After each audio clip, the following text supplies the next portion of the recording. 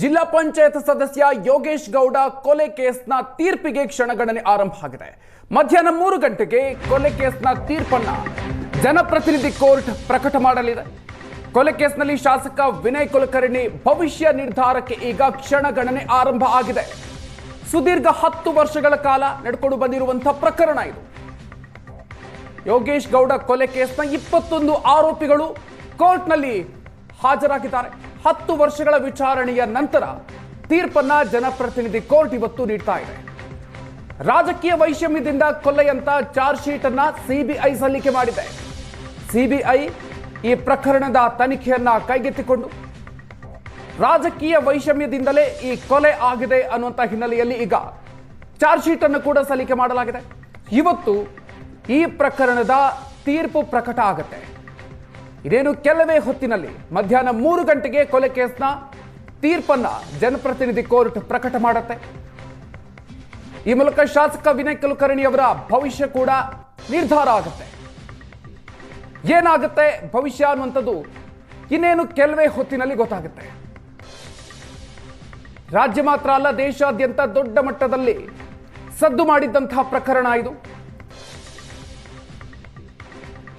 ಯೋಗೇಶ್ ಗೌಡ ಕೊಲೆ ಕೇಸ್ನ 21 ಆರೋಪಿಗಳು ಕೂಡ ಕೋರ್ಟ್ ಅಲ್ಲಿ ಹಾಜರಾಗ್ತಿದ್ದಾರೆ.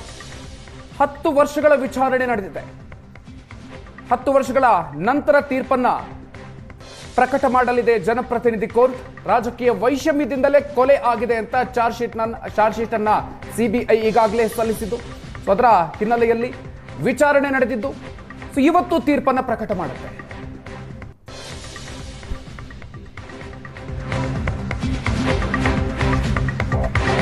ಯೋಗೇಶ್ ಗೌಡ ಕೊಲೆ ಕೇಸ್ನಲ್ಲಿ ವಿನಯ್ ಕುಲಕರ್ಣಿ ಸಂಚು ರೂಪಿಸಿದ್ರು ಅನ್ನುವಂಥ ಆರೋಪ ಇರೋದು. ಜಡ್ಜ್ ಸಂತೋಷ್ ಗಜಾನನ ಭಟ್ರಿಂದ ಕೆಲವೇ ಕ್ಷಣಗಳಲ್ಲಿ ಪ್ರಕರಣಕ್ಕೆ ಸಂಬಂಧಪಟ್ಟಂತೆ ತೀರ್ಪು ಹೊರಬೀಳುತ್ತೆ. ಕೊಲೆ ಕೇಸ್ನ 21 ಆರೋಪಿಗಳು ಕೂಡ ಕೋರ್ಟ್ಗೆ ಹಾಜರಾಗಲಿದ್ದಾರೆ. 10 ವರ್ಷಗಳ ವಿಚಾರಣೆಯ ನಂತರ ಜನಪ್ರತಿನಿಧಿ ಕೋರ್ಟ್ ತೀರ್ಪನ್ನು ನೀಡಲಿದೆ. ರಾಜಕೀಯ ವೈಷಮ್ಯದಿಂದ ಈ ಕೊಲೆ ಆಗಿದೆ ಅಂತ ಹೇಳಿ ಸಿಬಿಐ ಚಾರ್ಜ್ ಶೀಟ್ ಅನ್ನ ಸಲ್ಲಿಸಿರೋದು. ಹಾಗಾಗಿ ಈ ಪ್ರಕರಣದಲ್ಲಿ ವಿನಯ್ ಕುಲಕರ್ಣಿ ಅವರು ಅಪರಾಧಿಯೋ ಅಥವಾ ಅವರಿಗೆ ಖುಲಾಸೆಯಾಗುತ್ತೋ ಇವತ್ತೇ ಗೊತ್ತಾಗಲಿದೆ. ರಾಷ್ಟ್ರ ಮಟ್ಟದಲ್ಲಿ ದೊಡ್ಡ ಮಟ್ಟದಲ್ಲಿ ಚರ್ಚೆಗೆ ಕಾರಣ ಆಗಿದ್ದಂತಹ ಪ್ರಕರಣ ಇದು. ಆರಂಭದಲ್ಲಿ ವೈಯಕ್ತಿಕ ದ್ವೇಷದ ಹಿನ್ನೆಲೆಯಲ್ಲಿ ನಡೆದಂತಹ ಕೊಲೆ ಅನ್ನುವಂತಹ ಮಾತುಗಳು ಕೇಳಿ ಬಂದಿತ್ತು. ಆದರೆ ಅದಾದ ನಂತರ ವಿನಯ್ ಕುಲಕರ್ಣಿ ಅವರ ಪಾತ್ರವು ಇದರಲ್ಲಿ ಇದೆ ಅನ್ನುವಂತಹ ವಿಚಾರಕ್ಕೆ ಸಂಬಂಧಪಟ್ಟಂತೆ ಸಿಬಿಐ ತನಿಖೆಗೆ ಆಗ್ರಹಿಸಲಾಗಿತ್ತು. ಸಿಬಿಐ ತನಿಖೆಯನ್ನು ನಡೆಸಿದ ನಂತರ ವಿನಯ್ ಕುಲಕರ್ಣಿ ಅವರು ಈ ಪ್ರಕರಣದಲ್ಲಿ ಸಂಚು ರೂಪಿಸಿದ್ರು ಅನ್ನುವಂಥ ಹಿನ್ನೆಲೆಯಲ್ಲಿ ಬೆಳವಣಿಗೆಗಳು ನಡೆದಿತ್ತು. ಇದೇ ಹಿನ್ನೆಲೆಯಲ್ಲಿ ಚಾರ್ಜ್ ಶೀಟ್ ಅನ್ನು ಕೂಡ ಸಲ್ಲಿಕೆಯಾಗಿತ್ತು. ಈಗ ವಿನಯ್ ಕುಲಕರ್ಣಿ ಅವರ ಪಾತ್ರದ ವಿಚಾರಕ್ಕೆ ಸಂಬಂಧಪಟ್ಟಂತೆ ಈ ಪ್ರಕರಣದಲ್ಲಿ ಅವರು ಅಪರಾಧಿಯ ನಿರಪರಾಧಿಯ ಅನ್ನೋದಕ್ಕೆ ಇನ್ನೇನು ಕೆಲವೇ ಕ್ಷಣಗಳಲ್ಲಿ ಕೋರ್ಟ್ ತೀರ್ಪನ್ನು ನೀಡಲಿದೆ. 2019ರಲ್ಲಿ ಈ ಪ್ರಕರಣವನ್ನು ಸಿಬಿಐಗೆ ತನಿಖೆಗೆ ವಹಿಸಲಾಗಿತ್ತು. ಈ ಸಿಬಿಐ ತನಿಖೆಯಲ್ಲಿ ಇದು ರಾಜಕೀಯ ಪ್ರೇರಿತ ಕೊಲೆ ಅನ್ನೋದು ಗೊತ್ತಾಗಿತ್ತು.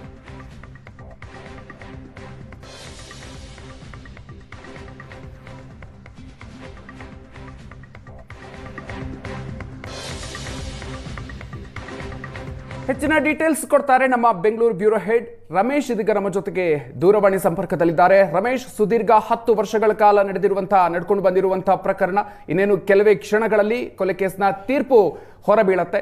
ಇಲ್ಲಿವರೆಗೆ ನಡ್ಕೊಂಡು ಬಂದಿರುವಂತಹ ಬೆಳವಣಿಗೆಗಳ ಬಗ್ಗೆ ಹೇಳ್ಕೊಳ್ಳೋದಾದ್ರೆ ಮತ್ತೆ 2016 ಜುಲೈ 15ನೇ ತಾರೀಕು ನಡೆದಂತಹ ಕೊಲೆ ಪ್ರಕರಣ ಇದು.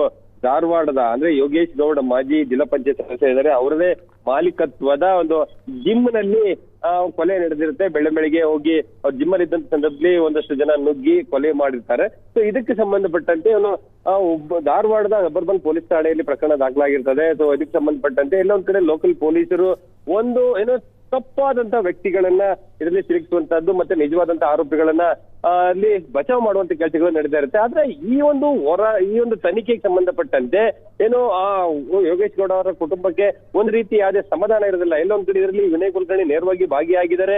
ಆ ಕಾರಣಕ್ಕಾಗಿ ಅವರನ್ನ ಒಳಗೊಂಡಂತೆ ತನಿಖೆ ನಡಿಬೇಕು ಅಂತೇಳಿ ಸಿಬಿಐಗೆ ವಹಿಸಬೇಕು ಅಂತೇಳಿ ಹೈಕೋರ್ಟ್ಗೆ ಬರ್ತಾರೆ. ಹೈಕೋರ್ಟ್ ಅಲ್ಲಿ ಒಂದ್ ಕಡೆ ಅವ್ರಿಗೆ ಹಿನ್ನಡೆ ಆಗುತ್ತೆ. ಅದಾದ ನಂತರ ಯಡಿಯೂರಪ್ಪ ಅವರ ಸರ್ಕಾರ ಈ ಪ್ರಕರಣವನ್ನ ಸಿಬಿಐಗೆ ವಹಿಸ್ತಾರೆ. ಸೊ ಅದಾದ ನಂತರ ನಡೆದಂತ ತನಿಖೆ ಏನಿದೆ, ಆ ತನಿಖೆಯಲ್ಲಿ ಯೋಗೇಶ್ ಗೌಡ ಕೊಲೆಯಲ್ಲಿ ವಿನಯ್ ಕುಲಕರ್ಣಿ ಆಗಿನ ಸಚಿವರು ಮತ್ತೆ ಜಿಲ್ಲಾ ಉಸ್ತುವಾರಿ ಸಚಿವರಾಗಿರ್ತಾರೆ.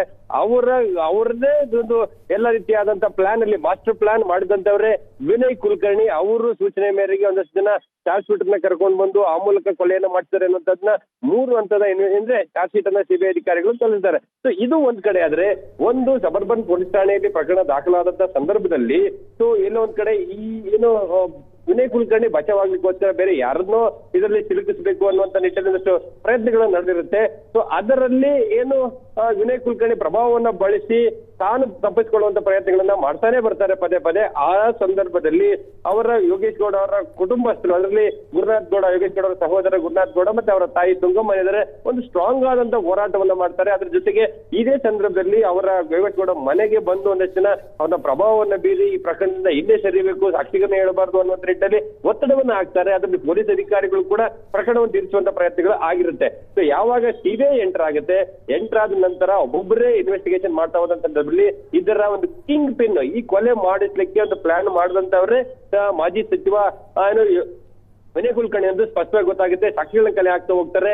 ಯಾರು ಬೆಂಗಳೂರಿಂದ ಹೋಗಿದ್ರೆ ಶಾರ್ಪ್ ಶೂಟರ್ಸ್ ಕೊಲೆಯನ್ನ ಮಾಡಿರ್ತಾರೆ, ಅವರ ಜೊತೆಗೆ ನಿಂತಂತವ್ರು ಏನು ಅವ್ರ ಹಿಂದೆ ನಿಂತಂತವ್ರು, ಅವರಿಗೆ ಹಣಕಾಸಿನ ವ್ಯವಸ್ಥೆ ಮಾಡಿದಂತವ್ರು ಮತ್ತೆ ಈ ಕೊಲೆ ಮಾಡಿದಂತವ್ರು ವಿನಯ್ ಕುಲಕರ್ಣಿ ಅಂತ ಹೇಳಿ ಸ್ಪಷ್ಟವಾಗಿ ಗೊತ್ತಾಗುತ್ತೆ. ಸೊ ಅದಕ್ಕೆ ಸಂಬಂಧಪಟ್ಟಂತೆ ಇನ್ವೆಸ್ಟಿಗೇಷನ್ ಮಾಡಿ ಅವ್ರನ್ನ ಅರೆಸ್ಟ್ ಮಾಡ್ತಾರೆ. ಸುಪ್ರೀಂ ಕೋರ್ಟ್ಗೆ ಹೋಗಿ ಅವರೆಲ್ಲ ಒಂದ್ ಕಡೆ ಬೇಲ್ ತಗೊಂಡ್ ಬರ್ತಾರೆ. ಮತ್ತೆ ಸಾಕ್ಷಿಗಳ ಮೇಲೆ ಒತ್ತಡವನ್ನ ಏರ್ತಿದ್ದಾರೆ ಅನ್ನುವಂತ ಕಾರಣಕ್ಕಾಗಿ ಮತ್ತೆ ಬೇಲ್ ಕ್ಯಾನ್ಸಲ್ ಆಗಿ ಕಳೆದ ಫೆಬ್ರವರಿ ತಿಂಗಳಲ್ಲಿ ಅವರಿಗೆ ಇನ್ವೆಸ್ಟಿಗೇಷನ್ ಬಹುತೇಕ ಮುಕ್ತಾಯ ಆಗಿದೆ ಅನ್ನುವಂತ ಕಾರಣಕ್ಕೆ ಬೇಲು ಸಿಕ್ಕಿರುವಂತದ್ದು. ಸೊ ಈ ಪ್ರಕರಣವನ್ನ ನೋಡ್ತಾ ಹೋದ್ರೆ ಇಲ್ಲಿ 113 ಜನ ಸಾಕ್ಷಿಗಳನ್ನ ಸಿಬಿಐ ಅಧಿಕಾರಿಗಳು ಕೋರ್ಟ್ ಮುಂದೆ ಕರ್ಕೊಂಡು ಬಂದು ಸಾಕ್ಷಿ ಹೇಳಿಸುವಂತ ಕೆಲಸವನ್ನ ಮಾಡಿದ್ದಾರೆ. ಸೊ ಹಾಗಾಗಿ ಸಾಕಷ್ಟು ಸಾಕ್ಷಿಗಳು ಇದರಲ್ಲಿ ಇರುವಂತದ್ದು, ಅಂದ್ರೆ ಸಿಸಿಟಿವಿಗಳಿದೆ, ಟೆಕ್ನಿಕಲ್ ಎವಿಡೆನ್ಸ್ಗಳಿದೆ, ಮತ್ತೆ ಸಿಡಿಆರ್ ಸೇರಿದಂತೆ ಎಲ್ಲಾ ರೀತಿಯ ಸಾಕ್ಷಿಗಳನ್ನ ಕೋರ್ಟ್ ಮುಂದೆ ಪ್ರೊಡ್ಯೂಸ್ ಮಾಡಿ ಇದರಲ್ಲಿ ವಿನಯ್ ಕುಲಕರ್ಣಿ ಮತ್ತೆ ಏನು ಸಂಗಡಿ ಒಟ್ಟು 21 ಜನ ಆರೋಪಿಗಳು ಅರೆಸ್ಟ್ ಆಗಿದ್ದಾರೆ. ಅವರ ವಿರುದ್ಧ ಆರೋಪ ಸಾಬೀತು ಮಾಡ್ಲಿಕ್ಕೆ ಸಿಬಿಐ ಸಾಕಷ್ಟು ರೀತಿಯಾದ ಪ್ರಯತ್ನಗಳನ್ನ ಮಾಡಿದೆ. ಸೊ ಈಗ ಸುಮಾರು ಒಂದು 6 ತಿಂಗಳಿಂದ ನಿರಂತರವಾದಂತ ವಾದವನ್ನ ಆಲಿಸಿದಂತ ಜನಪ್ರತಿನಿಧಿಗಳ ವಿಶೇಷ ನ್ಯಾಯಾಲಯದ ನ್ಯಾಯಾಧೀಶರಾದ ಗಜಾನ್ ಭಟ್ ಅವರು ಇವತ್ತು 3 ಗಂಟೆ ನಂತರ 5 ಗಂಟೆ ಒಳಗಾಗಿ ಯಾವುದೇ ಕ್ಷಣದಲ್ಲಿ ಈ ಒಂದು ತೀರ್ಪನ್ನ ನೀಡುವಂತ ಸಾಧ್ಯತೆ ಇರುವಂತದ್ದು. ಇಲ್ಲಿ ಇರುವಂತದ್ದು ಎರಡೇ ಆಪ್ಷನ್, ಒಂದು ದೋಷಿ ಅಥವಾ ನಿರ್ದೋಷಿ ಅನ್ನುವಂಥದ್ದು. ಸೊ ಅಷ್ಟು ಜನ ಆರೋಪಿಗಳು ದೋಷಿ ಅನ್ನುವಂಥದ್ದಾದ್ರೆ ಅದಾದ ನಂತರ ಅವ್ರಿಗೆ ಎಷ್ಟು ಪ್ರಮಾಣದ ಶಿಕ್ಷೆಯನ್ನು ಕೊಡಬೇಕು ಅನ್ನೋ ನಿಟ್ಟಿನಲ್ಲಿ ಮತ್ತೊಂದು ಸುತ್ತಿನ ವಾದ ಪ್ರತಿವಾದ ನಡೆಯುವಂತ ಸಾಧ್ಯತೆ ಇರುವಂತದ್ದು. ಸೊ ಆ ಸಂದರ್ಭದಲ್ಲಿ ಒಂದು ವೇಳೆ ನಿರ್ದೋಷಿ ಅನ್ನುವಂಥದ್ದಾದ್ರೆ ಸೊ ಸಿಬಿಐ ಮತ್ತೆ ಇದನ್ನ ಪ್ರಕರಣವನ್ನ ಹೈಕೋರ್ಟ್ ತನಕ ಹೋಗುವಂತ ಸಾಧ್ಯತೆಗಳು ಕೂಡ ಮೇಲ್ನೋಟಕ್ಕೆ ಇರುತ್ತೆ. ಸೊ ಇವತ್ತಿರುವಂತ ಪ್ರಶ್ನೆ, ಅದರಲ್ಲಿ ಸೆಷನ್ಸ್ ಕೋರ್ಟ್ ನಲ್ಲಿ ಏನು ಆದೇಶ ಬರುತ್ತೆ ಅದಂತ ಪ್ರಮುಖವಾಗುತ್ತೆ. ಯಾಕಂದ್ರೆ ಎಲ್ಲಾ ಸಾಕ್ಷಿಗಳನ್ನ ಪರಿಶೀಲನೆ ಮಾಡಿ ಅಂದ್ರೆ ಅವರಿಂದ ಮಾಹಿತಿಯನ್ನು ಪಡ್ಕೊಂಡು ಕೋರ್ಟ್ ಒಂದು ಆದೇಶವನ್ನು ಮಾಡಿರೋದ್ರಿಂದ ಸೊ ಇವತ್ತು ವಿನಯ್ ಕುಲಕರ್ಣಿ ಜೀವನದಲ್ಲಿ ಅತ್ಯಂತ ಪ್ರಮುಖವಾದಂತ ದಿನ. ಇವತ್ತು ಅವರೇನಾದ್ರೂ ದೋಷಿ ಅನ್ನುವಂಥದ್ದಾದ್ರೆ ಸೊ ಅವರು ಈ ಒಂದು 302 ಅಂದ್ರೆ ಕೊಲೆ ಸೆಕ್ಷನ್ಸ್ ಇರೋದ್ರಿಂದ ಒಂದ್ ವೇಳೆ ಏನಾದ್ರೂ ಅವರು ದೋಷಿ ಅನ್ನುವಂಥದ್ದಾದ್ರೆ ಕನಿಷ್ಠ ಜೀವಾವಧಿ ಶಿಕ್ಷೆ ಒಳಗಾದ್ರೆ ಅನುಭವಿಸಬೇಕಾಗುತ್ತೆ. ಹಾಗಾಗಿ ಜೀವನ ಪರ್ಯಂತ ಜೈಲಿನಲ್ಲಿ ಇರಬೇಕಾಗುತ್ತೆ. ಸೊ ಅದು ಒಂದ್ ಕಡೆ. ಅದು ಮತ್ತೊಂದ್ ಕಡೆ ಹೈಕೋರ್ಟ್ ಸುಪ್ರೀಂ ಕೋರ್ಟ್ ಹೋಗುವಂತದ್ದಾದ್ರೆ ಅದರ ಜೊತೆಗೆ ಶಾಸಕರು ಇರುವಂತದ್ದು 2 ವರ್ಷಕ್ಕಿಂತ ಹೆಚ್ಚಿನ ಕಾಲ ಶಿಕ್ಷೆ ಆಗಿದೆ. ಅದರಲ್ಲಿ ಅವರ ಶಾಸಕ ಸ್ಥಾನವನ್ನು ಕೂಡ ಕಳೆದುಕೊಳ್ಬೇಕಾಗುತ್ತೆ. ರಾಜಕೀಯ ಜೀವನದಲ್ಲಿ ಒಂದು ದೊಡ್ಡ ಮಟ್ಟದ ಹಿನ್ನಡೆ ಆಗುವಂತದ್ದು ಸತ್ಯ. ಹಾಗಾಗಿ ಆ ಒಂದು ಧಾರವಾಡ ಭಾಗದಲ್ಲಿ 2016 ಸುಮಾರಲ್ಲಿ ಸಾಕಷ್ಟು ಏನು ಕೊಲೆ ಪ್ರಕರಣಗಳು ನಡೀತಾ ಇದ್ವು. ಅದರಲ್ಲಿ ಈ ಪ್ರಕರಣದಲ್ಲಿ ಅವರ ನೇರ ಪಾತ್ರ ಇದೆ ಅನ್ನುವಂಥದ್ದನ್ನ ಏನು ಯೋಗೇಶ್ ಗೌಡ ಕುಟುಂಬ ಮತ್ತೆ ಸಿಬಿಐ ಸಾಕಷ್ಟು ರೀತಿಯಾದಂತ ಎಸ್ಟಾಬ್ಲಿಷ್ ಮಾಡುವಂತ ಪ್ರಯತ್ನಗಳನ್ನ ಮಾಡಿರುವಂತದ್ದು. ಹಾಗಾಗಿ ಇಡೀ ರಾಜ್ಯದ ಚಿತ್ತ ಇವತ್ತು ಮಾಜಿ ಸಚಿವ ವಿನಯ್ ಕುಲಕರ್ಣಿಗೆ ಇವತ್ತು ಉರುಳಾಗುತ್ತಾ ಅಥವಾ ಏನಾದ್ರೂ ಬಿಡುಗಡೆ ಸಿಗುತ್ತಾ ಅನ್ನುವಂಥದ್ದನ್ನ ಕಾದ್ ನೋಡ್ತಾ ಇದೆ ಅಂತ ಹೇಳಿದ್ರು ಕೂಡ ತಪ್ಪಾಗ್ಲಿಕ್ಕಿಲ್ಲ. ಮಧುಕರ್, ರಮೇಶ್, ಇದೀಗ ಈ ಪ್ರಕರಣದಲ್ಲಿ ಆರೋಪಿಗಳೆಲ್ಲರೂ ಕೂಡ ದೋಷಿ ಅಂತ ಬಂದಂತಹ ಸಂದರ್ಭದಲ್ಲಿ ಶಿಕ್ಷೆಯ ಪ್ರಮಾಣ ಇವತ್ತೇ ಪ್ರಕಟ ಆಗ್ಬೋದಾ, ಹೇಗೆ? ಮಧುಕರ್, ಇವತ್ತೇ ಶಿಕ್ಷೆಯ ಪ್ರಕಟ ಆಗುವಂತಹ ಸಾಧ್ಯತೆಗಳು ಕಡಿಮೆ ಇದೆ. ಯಾಕೆಂದ್ರೆ ಯಾವುದೇ ಪ್ರಕರಣದಲ್ಲಿ ಮೊದಲ ಹಂತದಲ್ಲಿ ಇಡೀ ಸಾಕ್ಷಿಗಳನ್ನ ಮತ್ತೆ ಟ್ರಯಲ್ ಅನ್ನ ನಡೆಸಿ ಕೋರ್ಟ್ ಅವರು ದೋಷಿ ನಿರ್ದೋಷಿ ಅನ್ನುವಂಥದ್ದನ್ನ ನಿರ್ಧಾರ ಮಾಡುತ್ತೆ. ಆ ಹಂತ ಇವತ್ತು ನಡೆಯುತ್ತೆ. ಅದಾದ ನಂತರ 21 ಜನ ಆರೋಪಿಗಳಿದ್ದಾರೆ. 21 ಜನ ಆರೋಪಿಗಳು ಕೂಡ ಶಿಕ್ಷೆಯಾದ ದೋಷಿಗಳಾದ್ರೆ ಅಥವಾ ಅದರಲ್ಲಿ ಕೆಲವರಾದ್ರೂ ನಿರ್ದೋಷಿಯಾಗಿ ಯಾರೆಲ್ಲ ದೋಷಿ ಅಂತೇಳಿ ಆಗ್ತಾರೆ ಅವರ ಪರ ವಕೀಲರು ಆದಷ್ಟು ಕಡಿಮೆ ಪ್ರಮಾಣದ ಶಿಕ್ಷೆಯನ್ನ ಕೊಡಿ ಅಂತೇಳಿ ಒಂದು ಬಾರ್ಗೇನಿಂಗ್ ಸೆಷನ್ ಅಂದ್ರೆ ಆರ್ಗ್ಯುಮೆಂಟ್ ಕೂಡ ನಡೆಯುತ್ತೆ. ಅಷ್ಟು ಆರ್ಗ್ಯುಮೆಂಟ್ ಇವತ್ತು ನಡೆಯುವಂತಹ ಸಾಧ್ಯತೆಗಳು ತೀರಾ ಕಡಿಮೆ ಇರುವಂತದ್ದು. ಹಾಗಾಗಿ ನಾಳೆ ಅಂದ್ರೆ ಮುಂದಿನ ನಾಳೆ ಅಥವಾ ನಾಡಿದ್ದಾಗ್ಲಿ ಒಂದು ಸಮಯ ಕೊಟ್ಟಂತ ಸಂದರ್ಭದಲ್ಲಿ ಆಗ ಶಿಕ್ಷೆಯ ಪ್ರಮಾಣ ಕಡಿಮೆ ಕೊಡಿ ಅಂತೇಳಿ ಮತ್ತೊಂದು ಸುತ್ತಿನ ವಾದ ನಡೀತದೆ. ವಾದ ಕೇಳಿದ ನಂತರ ನ್ಯಾಯಾಲಯ ಅವರಿಗೆ ಶಿಕ್ಷೆಯ ಪ್ರಮಾಣವನ್ನ ನೀಡುವಂತ ಸಾಧ್ಯತೆಗಳಿರುವಂತದ್ದು. ಸೊ ಹಾಗಾಗಿ ಇವತ್ತು ದೋಷಿ ಅನ್ನುವಂಥದ್ದಾದ್ರೆ ತಕ್ಷಣಕ್ಕೆ ಎಲ್ಲ ಆರೋಪಿಗಳನ್ನ ಸಿಬಿಐ ಪೊಲೀಸರು ವಶಕ್ಕೆ ಪಡೆದು ನೇರವಾಗಿ ಪರಪ್ಪನಗರ ಜೈಲಿಗೆ ಕರ್ಕೊಂಡು ಹೋಗುವಂತ ಸಾಧ್ಯತೆಗಳಿರುವಂತದ್ದು. ಹಾಗಾಗಿ ಇವತ್ತು ಏನಾದ್ರೂ ಏನು ಆದೇಶ ಬರುತ್ತೆ ಅದು ದೋಷಿ ಅಂತ ಆಗುತ್ತಾ ನಿರ್ದೋಷಿ ಅಂತ ಆಗುತ್ತಾ ಅನ್ನುವಂಥದ್ದು ದೊಡ್ಡ ಮಟ್ಟದ ಕುತೂಹಲ ಇರುವಂತದ್ದು ಇಡೀ ರಾಜ್ಯದಲ್ಲಿ. ಆ ಒಂದು ಹಿನ್ನೆಲೆಯಲ್ಲಿ ವಿನಯ್ ಕುಲಕರ್ಣಿ ಭವಿಷ್ಯ ಇವತ್ತು ಅಂದ್ರೆ ಕೇವಲ ಈ ಪ್ರಕರಣ ಭವಿಷ್ಯ ಅಲ್ಲ, ಅವರ ಇಡೀ ಭವಿಷ್ಯ ರಾಜಕೀಯ ಭವಿಷ್ಯ ಅವರ ಭವಿಷ್ಯವೂ ಕೂಡ ಇವತ್ತಿನ ತೀರ್ಪಿನಲ್ಲಿ ನಿಂತಿದೆ ಅಂತ ಹೇಳಿದ್ರು ಕೂಡ ತಪ್ಪಾಗ್ಲಿಕ್ಕಿಲ್ಲ. ಮಧುಕರ್, ರಮೇಶ್, ಇದೀಗ ರಾಜಕೀಯ ಹಿನ್ನೆಲೆಯಲ್ಲೂ ಕೂಡ ಅಷ್ಟೇ ಇವತ್ತಿನ ತೀರ್ಪು ಬಹಳಷ್ಟು ಮುಖ್ಯವಾಗುತ್ತೆ. ಸೊ ಹಾಗಾಗಿ ರಾಜಕೀಯವಾಗಿ ಯಾವ ರೀತಿಯಾಗಿ ಇದು ಬದಲಾವಣೆಗೆ ಕಾರಣ ಆಗಬಹುದು? ಖಂಡಿತ. ಅಂದರೆ ಮಧುಕರ್, ಇದು ರಾಜಕೀಯವಾಗಿ ಕೂಡ ಅತ್ಯಂತ ಪ್ರಮುಖವಾಗಿರುವಂಥದ್ದು. ಯಾಕೆಂದರೆ ಆಡಳಿತ ಪಕ್ಷದ ಒಬ್ಬ ಶಾಸಕ ಆಗಿರುವಂಥದ್ದು, ಜೊತೆಗೆ ಒಂದು ಕೊಲೆ ನಡೆದಂಥ ಸಂದರ್ಭದಲ್ಲಿ ಕೂಡ ಆಡಳಿತ ಪಕ್ಷದ ಸದಸ್ಯರಾಗಿದ್ದರು ಮತ್ತು ಸಚಿವರು ಕೂಡ ಆಗಿದ್ದರು. ಎಲ್ಲ ಒಂದು ಕಡೆ ಅಧಿಕಾರವನ್ನು ದುರ್ಬಳಕೆ ಮಾಡಿಕೊಂಡು ಈ ರೀತಿಯಾದಂಥ ದಬ್ಬಾಳಿಕೆಗಳನ್ನು ಕೊಲೆ ಸುಲಿಗಳನ್ನು ಮಾಡ್ತಾ ಇದ್ರು ಅನ್ನುವಂಥದ್ದು ಕೂಡ ಈ ಪ್ರಕರಣದಲ್ಲಿ ಎಸ್ಟಾಬ್ಲಿಷ್ ಆಗುತ್ತೆ. ಯಾಕೆಂದರೆ ಅವರು ಸಚಿವರಾಗಿದ್ದರು ಅನ್ನುವಂಥ ಕಾರಣಕ್ಕಾಗಿ ಅಲ್ಲಿನ ಪೊಲೀಸರು ಪ್ರಕರಣವನ್ನು ಮುಚ್ಚಿ ಹಾಕುವಂಥದ್ದು, ಸಾಕ್ಷಿಗಳನ್ನು ತಿಳಿಸುವಂಥ ಕೆಲಸಗಳು ಕೂಡ ಎಲ್ಲವೂ ಆಗಿತ್ತು. ಈಗ ಅವರು ದೋಷಿ ಎಂದಾದರೆ ರಾಜಕೀಯವಾಗಿ ಒಂದು ರೀತಿ ಸಂಚಲನ ಶುರುವಾಗುತ್ತೆ. ಮತ್ತೆ ಆ ಒಂದು ಕ್ಷೇತ್ರಕ್ಕೆ ಮತ್ತೆ ಮರುಚುನಾವಣೆ ನಡಿಬೇಕಾಗುತ್ತೆ, ಯಾಕೆಂದ್ರೆ ಅವರ ಸ್ಥಾನವನ್ನ ಕಳೆದುಕೊಳ್ತಾರೆ. ಸೊ ಹೀಗಾಗಿ ಕಾಂಗ್ರೆಸ್ನ ಒಬ್ಬ ಶಾಸಕ ಒಬ್ಬ ಶಿಕ್ಷೆ ಆಯಿತು ಅನ್ನುವಂಥ ಕಾರಣಕ್ಕಾಗಿ ಶಾಸಕ ಸ್ಥಾನವನ್ನು ಕಳ್ಕೊಳ್ಳುವಂಥದ್ದಿದೆ.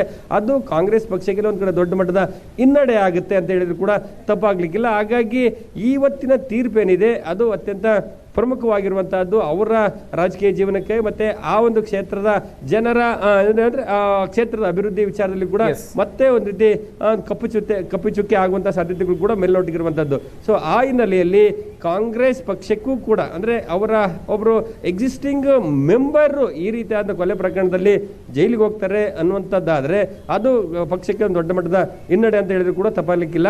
ಸೊ ಆ ಹಿನ್ನೆಲೆಯಲ್ಲಿ ಇವತ್ತು ಕೋರ್ಟ್ ಏನು ಆದೇಶವನ್ನು ಮಾಡುತ್ತೆ ಅನ್ನುವಂಥದ್ದು ರಾಜಕೀಯದ ದೃಷ್ಟಿಯಿಂದಲೂ ಮತ್ತೆ ಆ ಒಂದು ಕ್ಷೇತ್ರದ ಜನರು ಕೂಡ ಮತ್ತೆ ಯೋಗೇಶ್ ಗೌಡ ಕುಟುಂಬ ಎದುರು ನೋಡ್ತಾ ಇದೆ. ಇಲ್ಲೊಂದ್ ಕಡೆ ನಾವು ಮಾತಾಡ್ತಾ ಇದ್ವಿ, ಅವ್ರ ಕುಟುಂಬಸ್ಥರು ಮತ್ತು ಅವರ ಆಪ್ತರು ಕೋರ್ಟಿಗೆ ಬಂದಂಥ ಸಂದರ್ಭದಲ್ಲಿ ಏನಾಗ್ಬೋದು ಅಂತಿದ್ರೆ ನ್ಯಾಯ ಗೆಲ್ಲುತ್ತೆ ಅನ್ನುವಂಥ ವಿಶ್ವಾಸ ನಮಗಿದೆ ಅನ್ನುವಂಥದ್ದನ್ನು ಕೂಡ ಅವ್ರು ಹೇಳ್ತಾ ಇದ್ದಾರೆ. ಹಾಗಾಗಿ ಅಲ್ಲಿ ನೋಡ್ಬೋದು ಇಲ್ಲಿ ನ್ಯಾಯಕ್ಕೆ ಒಂದು ಜಯ ಸಿಗಬೇಕು ಅನ್ನುವಂಥ ನಿಟ್ಟಿನಲ್ಲಿ ಸಾಕಷ್ಟು ಹೋರಾಟಗಳು ಮಾಡ್ತಾ ಇರುವಂಥದ್ದು. CBI ಕೂಡ ಈ ಪ್ರಕರಣಕ್ಕೆ ಒಂದು ಹೆಚ್ಚಿನ ಕಾಳಜಿಯನ್ನು ವಹಿಸಿ, ಯಾಕೆಂದರೆ ಒಬ್ಬ ಪ್ರಭಾವಿ ಆರೋಪಿ ಈ ಪ್ರಕರಣದಲ್ಲಿರೋದ್ರಿಂದ ಆತ ರಾಜಕೀಯವಾಗಿ ಬೇರೆ ಬೇರೆ ರೀತಿಯಾದಂಥ ಒತ್ತಡವನ್ನು ಹಾಕಿಸುವಂಥದ್ದು ಮತ್ತು ಈ ಪ್ರಕರಣದಲ್ಲಿ ಸಾಕ್ಷಿಗಳ ಮೇಲೆ ಒತ್ತಡ ಏನಿರುವಂಥದ್ದು ಅವರು ಎದುರಿಸುವಂಥ ಕೆಲಸಗಳು ಕೂಡ ಆಗ್ತಾ ಇರುವಂಥ ಸಂದರ್ಭದಲ್ಲಿ ಕೂಡ ಎಲ್ಲದರೂ ಕೂಡ ಮಾನಿಟರ್ ಮಾಡಿ ಮತ್ತೆ ಸಾಕ್ಷಿಗಳನ್ನು ಕಲೆ ಹಾಕಿ ಅದನ್ನ ಅಂದ್ರೆ ಒಂದು ಸಮರ್ಥವಾಗಿ ಕೋರ್ಟ್ ಮುಂದೆ ಎಲ್ಲವನ್ನು ತಂದು ಅದನ್ನ ಈ ಆರೋಪಿಗಳು ಎಷ್ಟರ ಮಟ್ಟಿಗೆ ಈ ಪ್ರಕರಣದಲ್ಲಿ ಭಾಗಿಯಾಗಿದ್ದಾರೆ ಮತ್ತೆ ಪ್ರಕರಣದ ದಿಕ್ಕನ್ನು ಬದಲಾಯಿಸುವಂತ ನಿಟ್ಟಿನಲ್ಲಿ ದಿಕ್ಕನ್ನು ತಪ್ಪಿಸುವ ನಿಟ್ಟಿನಲ್ಲಿ ಎಷ್ಟು ಪ್ರಭಾವವನ್ನು ಬೀರ್ತಾ ಇದ್ದಾರೆ, ಒತ್ತಡವನ್ನು ಹಾಕ್ತಿದ್ದಾರೆ ಅನ್ನುವಂಥದ್ದು ಎಲ್ಲವನ್ನು ಕೂಡ ಪಿನ್ ಟು ಪಿನ್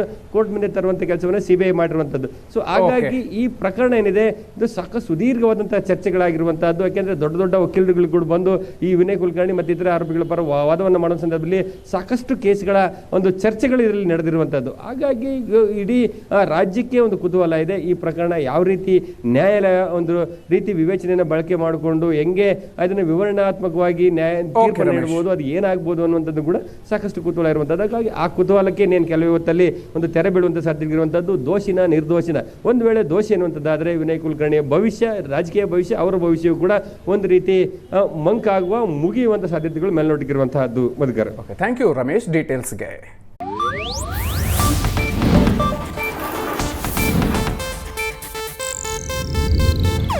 ಇದು ಏಷ್ಯಾನೆಟ್ ನ್ಯೂಸ್ ನೆಟ್ವರ್ಕ್ ಪ್ರಸ್ತುತಿ.